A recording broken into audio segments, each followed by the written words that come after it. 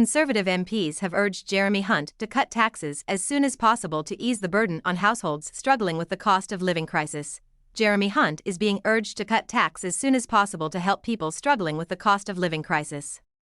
The call by Tory MPs came as it was revealed he raked in 10% more tax last year.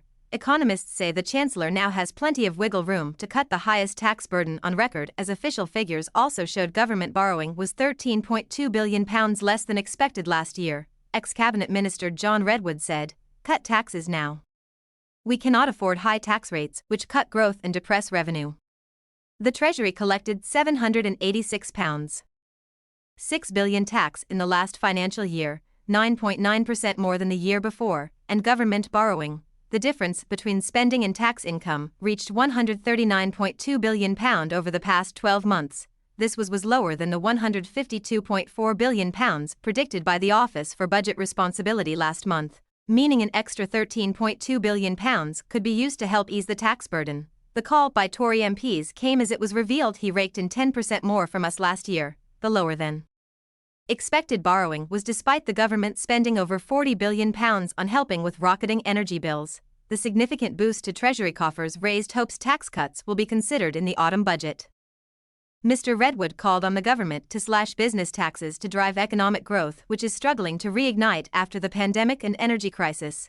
The UK needs to go for growth, which is the best way to raise more money for public services, he said. Ireland, with half our business tax rate, collects far more business tax proportionately. The Celtic tiger is roaring again, and so should our economy.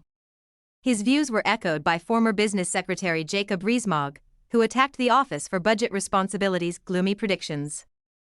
Taxes are higher than they need to be, stifling growth because of incompetent forecasters. Tory MP David Simmons added, "The government is showing real progress in balancing the books. We need to get back to cutting taxes so people keep money they earn as soon as possible." Economist Ruth Gregory, at Capital Economics, said the lower-than-expected borrowing gave Mr. Hunt more wiggle room to cut taxes or raise spending ahead of the next general election. With the election expected next year, she wouldn't be at all surprised to see giveaways in the autumn statement. Demands for tax cuts have been mounting since Rishi Sunak took over from Liz Truss in October.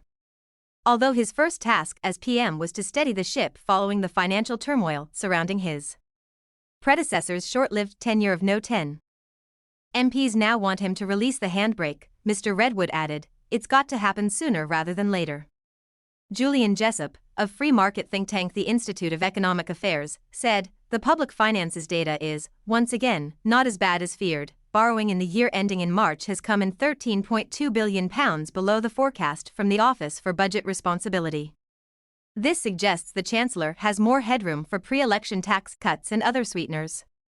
Despite the optimistic outlook, public borrowing remains high. The Office for National Statistics said the government borrowed £21.5 billion in March alone, the second highest March figure since monthly records began in 1993.